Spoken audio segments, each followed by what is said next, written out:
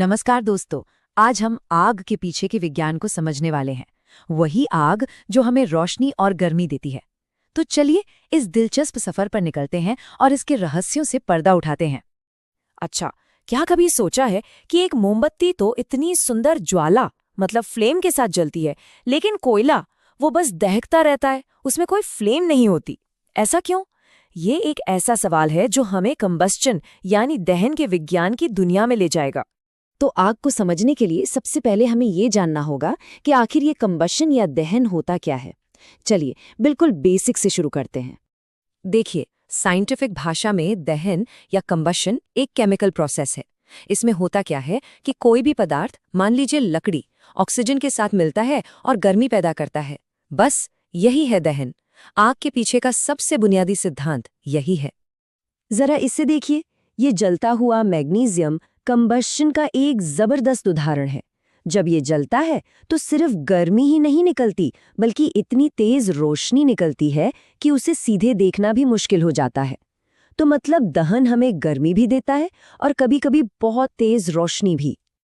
अच्छा, तो क्या दुनिया की हर चीज जल सकती है? नहीं, ऐसा तो नहीं है। कुछ चीजें जलती हैं और कुछ नहीं। साइंस में इन्हें दो ग्रुप में बांटा गया है: दाह्य यानी कंबस्टेबल पदार्थ जिनमें आग लग सकती है, और अदाह्य यानी नॉन कंबस्टेबल पदार्थ जो जलते ही नहीं। आइए कुछ उदाहरण देखते हैं। लकड़ी, हाँ, ये तो जलती है। कागज, बिल्कुल, ये सब कंबस्टेबल हैं। लेकिन लोहे की कीलें, नहीं, वो अदाह्य हैं।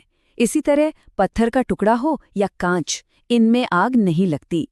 तो ठीक है, हमें ये तो पता चल गया कि कौन सी चीजें जल सकती हैं। पर सवाल ये है कि आग जलाने के लिए असल में चाहिए क्या-क्या?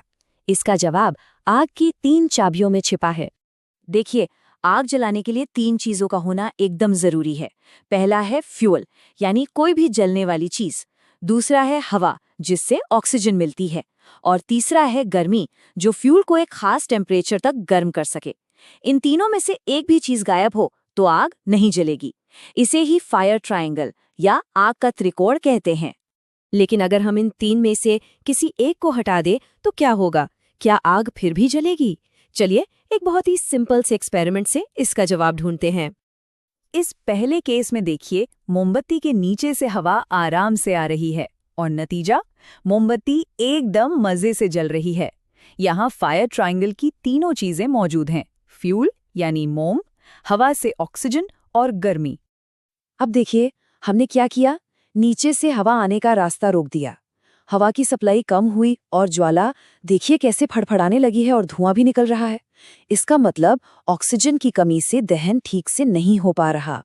और आखिर में जब हम मोमबत्ती को ऊपर से पूरी तरह ढक देते हैं, मतलब ऑक्सीजन की सप्लाई एकदम बंद, तो क्या हुआ? ज्वाला बुझ गई, दहन रुक गया। ये एक्सपेरिमेंट हमें साफ साफ दिखाता है कि आग के लिए ऑक्सीजन कितनी जरूरी है। तो हमने फ्यूल और हवा की बात कर ली। अब चलते हैं फायर ट्रायंगल के तीसरे और शायद सबसे दिलचस्प हिस्से पर, गर्मी। और इससे जुड़ा एक और बहुत जरूरी कॉन्सेप्ट है जिसे कहते हैं ज्वलन ताप।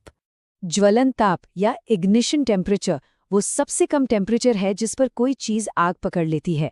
मतलब अगर आप एक माचिस की तीली को सिर्फ लकड़ी के पास रख देंगे तो वो नहीं जलेगी।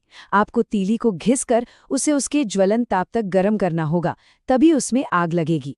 इसको समझने के लिए केरोसिन यानी मिट्टी का तेल और लकड़ी को देखिए। केरोसिन का ज्वलन ताप बहुत कम होता है, एक छोटी सी चिंगारी भी उसे जला सकती है।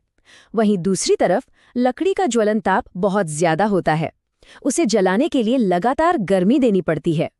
तो अब हम ये समझ गए हैं कि आग शुरू कैसे होती है। तो चलिए अब एक बहुत ही जरूरी सवाल पर आते हैं।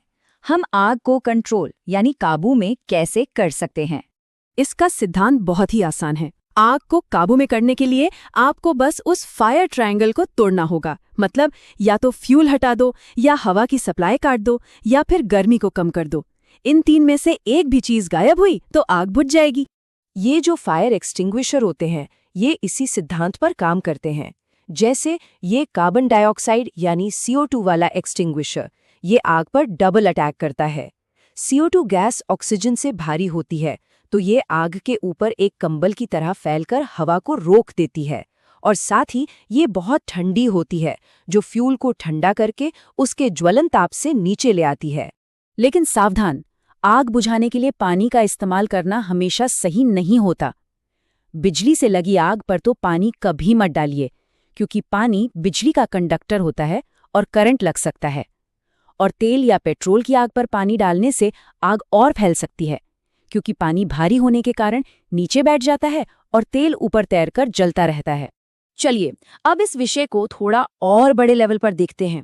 बात करते हैं उन ईंधनों की यानी फ्यूल्स की जो हमारी आज की दुनिया को चला रहे हैं और उनका हम पर और हमारे प्लैनेट पर क्या असर पड़ रहा है।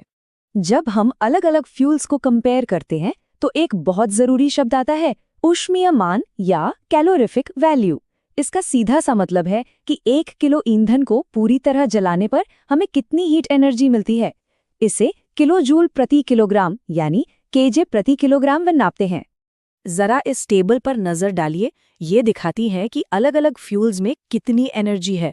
गोबर के उपलों से हमें मिलती है 6 से 8 हजार किलो जूल पर केजी एनर्जी, वहीं हमारे घरों की एलपीजी से मिलती है 55,000। लेकिन हाइड्रोजन को देखिए, 1.5 लाख किलो जूल पर केजी। सोचिए कितना बड़ा फर्क है। लेकिन इस सारी एनर्जी की एक कीमत भी है। ज्यादातर ईंधनों को जलाने से कार्बन डाइऑक्साइड यानी CO2 गैस निकलती है। ये एक ग्रीन हाउस गैस है जो हमारे वायुमंडल में गर्मी को ट्रैप कर लेती है और इसी से धरती का तापमान बढ़ रहा है। इसी को हम ग्लोबल वार्मिंग कहते हैं। तो आग एक तरफ हमें शक्ति और गर्मी देती है, तो दूसरी तरफ हमारे ग्रह के लिए एक बड़ी चुनौती भी है। सवाल ये है कि हमें शक्तिशाली तोहफे और हमारे ग्रह के प्रति हमारी जिम्मेदारी के बीच एक बैलेंस कैसे बना सकते हैं।